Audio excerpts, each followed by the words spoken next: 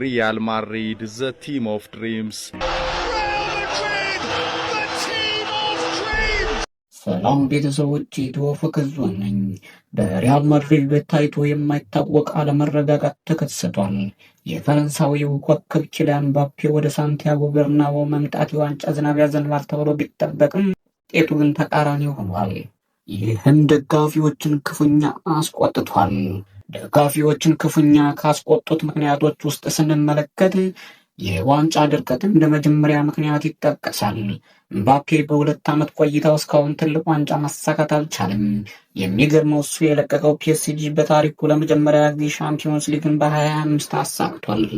ወደ ሁለተኛው ምክንያት ስናመራ የውጤቱ መዛባት እንደ ምክንያትነት ይጠቀሳል። ማድሪድ ምባፔ በሌለባቸው 5 ጨዋታዎች ሲያሸንፍ እሱ ባለባቸው 6 ጨዋታዎች ግን አንድ ብቻ ማሸነፉ ደጋፊዎችን ክፉኛ አስቆጥቷል። እንዲሁም የመጨረሻውን ምክንያት ስንመለከት የጥምረት መጥፋት እንደሆነ ተገንዝበናል። ምንም እንኳን በግሉ ከፍተኛ ግብ አስቆጣሪ ቢሆንም ከቪኒሽስ እና ከቤሊንጋም ጋር ያለውን ጥምረት አልሰመረም። ማድሪድ በክላሲኮ ዋዜማ በመልበሻ ክፍል ውስጥ አለመረጋጋት መፈጠሩ እየተዘገበ ሲሆን በመጪው እሁድ ከባርሴሎና ጋር ለሚደረገው የኤል ክላሲኮ ጨዋታ ትልቅ ስጋት ሆኗል።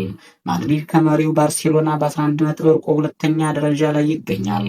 የእናንተስ አስተያየት ቤተሰቦች? የሪያል ማድሪድ የውጤት ማጣት ተጠያቂው ምባፔ ነው ወይስ የሌሎች ተጫዋቾች ብቃት መውረድና ጉዳትን ተጨምሮበት ይሆን? ሀሳባችሁን በኮሜንት አጋሩን።